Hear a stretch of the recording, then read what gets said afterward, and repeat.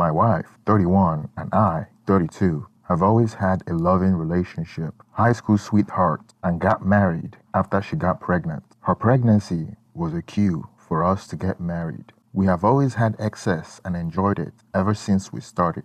With very few breaks, I can say we have had so far a very happy life together and no reason whatsoever to think the opposite. However, since we had our son, raising him had been challenging for us because he had always been sick and the doctor thought he was anemic. When he turned 13 years old, it started to flare up more frequently. He would have trapped gas, the type that would make him hunch over and feel like he can't move. He was always exhausted. He could sleep for hours, and no matter how much he sleeps, he gets exhausted. He was always lightheaded, and sometimes a dizzy spell would come out of nowhere. We would usually find out when they would run blood tests because he's always sick, and we were frustrated because we never knew the cause. And since it was so random, I always felt bad for what he was going through because I don't know of any person in my side of the family with that type of illness, and we never did a test to know where it came from, since it might not be hereditary. But I just assumed that it was somewhere from my wife's side of the family. The doctor would do some testing,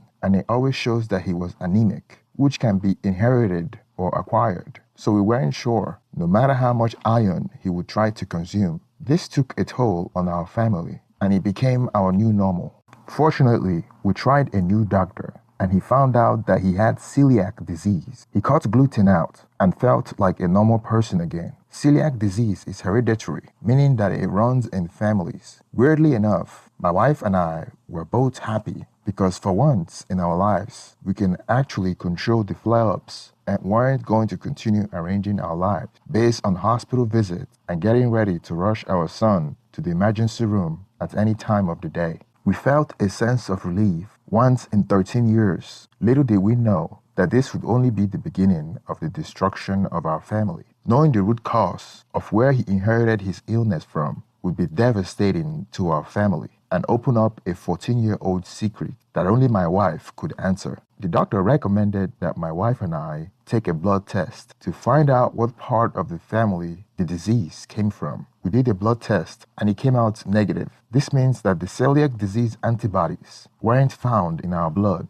We did another test and the result came out the same. The doctor was confused during our next visit and questioned whether our son was adopted. We said no. He kind of left it at that, but it was awkward, and I did notice that my wife was uncomfortable. When we were driving home from the doctor's office, I was unusually silent, my mind wandering back to when our son was conceived. I remember proposing humorously that we get a paternity test at the time because I was still using condoms, and she just told me, "Don't be silly," in an expected reply. She could have freaked out or got defensive, but acting normal was all she had to do to make it go away. I was actually kidding, and now, more than ever, I regret that. She knew I was kidding. She was a bitch. Now I have doubts. I didn't dare to question her about it, even though the thought was inconceivable. I have raised him from birth. He is my world. He is my legacy. The sleepless night, the pain and suffering, the deceit is something that was beyond my wildest dream. The idea that he may not be mine was something that was inconceivable. I was scared to even get a DNA test because of what I could find out. Eventually, I mustered the courage to order a test kit online and mailed it.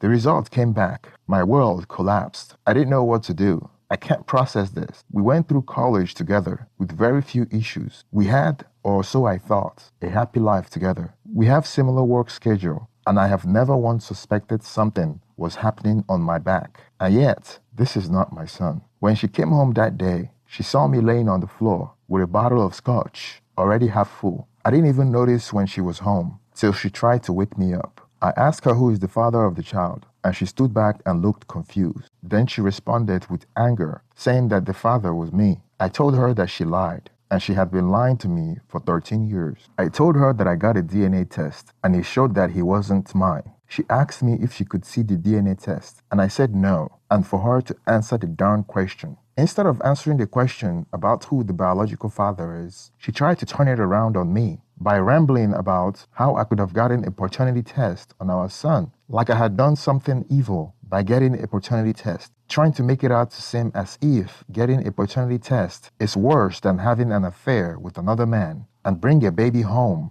13 years ago and lying to me to raise him as my own, trying to make it out to seem like it was my fault for getting a DNA test. I told her that she was the reason why our son has been suffering for 13 years, and she knew the reason why. She must have, but she let him suffer and let me suffer so she could hide her secret. She tried her best to deflect and blame shift. I finally told her that if she wouldn't tell me who the father of the child is, I would contact every man she had been in contact or interacted with in the past 13 years and request a DNA test from them. My eyes was blood red, and she knew I was dead serious. She finally broke down, telling me that he belongs to the co-worker from her previous job. She told me that she had fallen for this guy. For about a month, they had excess a couple of times, and then they stopped because she loved me oh so much. And through this month, I suspected absolutely nothing and happily lived my life. Up until now, I can't trust her now. I could barely look at her in the eyes. I thought we had everything that we wanted,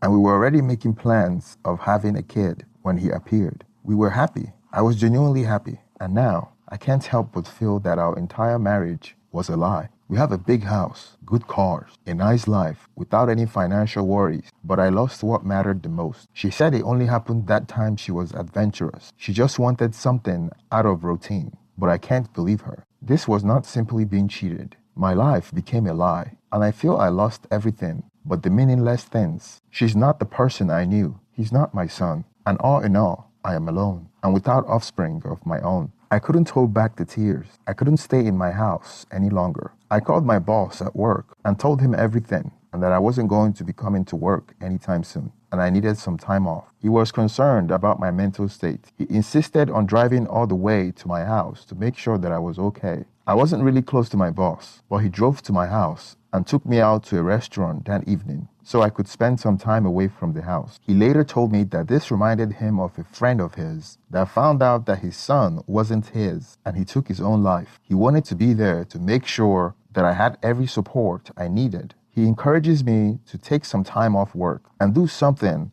that I've always wanted to, but couldn't because of my responsibilities. I've always wanted to travel, never traveled outside the country besides Mexico, as I have always been working to provide for my family, and I wanted to be there for my son in case of emergency. That was why we never traveled much. I wanted to travel to developing countries, somewhere that is safe and different enough to give me a culture shock. After my boss told me that, all of a sudden, I felt happy. It was a good distraction, a new adventure. My wife and I have always wished to travel to Kenya, Namibia, and Thailand. My wife told me that I was running away from my problems, but I told her that I need space to think. It gets worse. I can't look at my boy the same way, and it's not his fault. And I have loved that little pest ever since before he was born. But I can't feel that now. I feel he's someone I raised, but he's not my son. I have taken that connection away. With him, with her, with everything. I applied for a tourist visa to Kenya and got one within 24 hours. I had something to look forward to, and I would advise anyone that is going through something similar to travel somewhere different, somewhere with a different culture. It's a perfect momentary distraction. This wasn't the best time to be in Kenya, but the distraction was great for my mental health. Just for a few hours, I didn't have to think about my son or my wife. Just me, the locals, and nature. I had fun, went snorkeling, boat riding. People look at you with genuine love in their eyes, even though they don't know you. It was what I needed at the time. But after 1 week staying at Mombasa, I headed back home to put my house in order. I had made a decision that I would divorce my wife. When I returned home, I felt like going back to where I just came from. Home isn't home when she's home. I can't look at her. I can't tolerate her voice. And I have started to be cold to the boy, which I'm feeling absolutely miserable about. He's a smart kid, and he already knew something is wrong. But I can't help it. I would not abandon the boy. Never ever. I feel detached from him. And I as well attribute that to the fact that it's fresh news. Either way, it has to stop, and I am aware of that. My marriage is a different thing. My wife wanted us to go to marriage counseling, saying that this happened a long time ago, and she had been good ever since. But what's to say that she hasn't cheated on me after that?